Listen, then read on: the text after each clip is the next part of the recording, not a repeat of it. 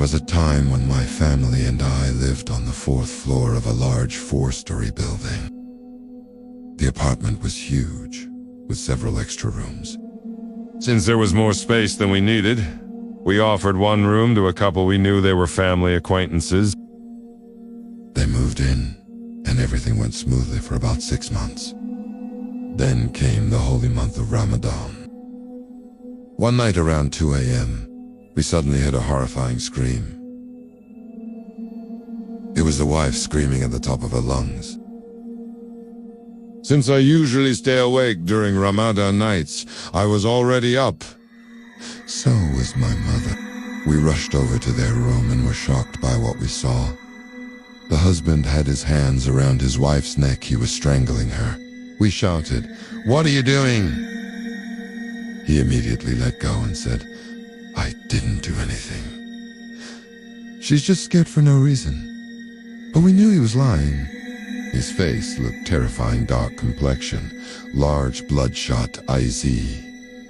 Didn't look like himself at all. The next night, around the same time, the exact thing happened again. I was up and heard screaming. When I got there, I found the wife holding the door shut, trying to keep her husband inside.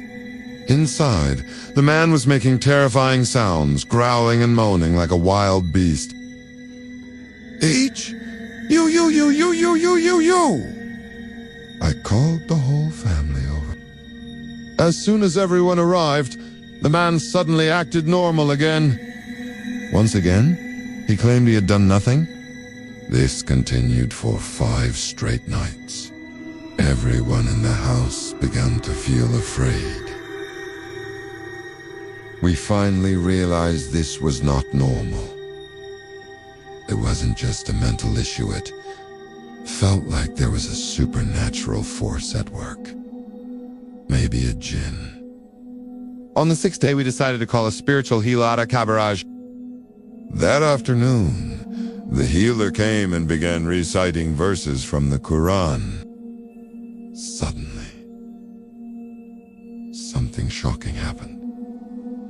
The man's entire behavior changed. His voice became distorted. His gaze turned blank and piercing. He began acting like someone possessed, like he was no longer himself. The healer asked, "Who are you? Why are you here?" At first, the Jinn lied. "I don't live here. I was just passing by." But when pressed further, it confessed, "I've been living in this house for years.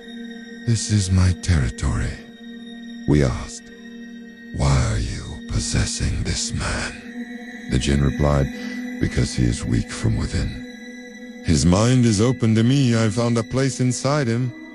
It took 4 of us, my father, myself, and another brave man to hold him down."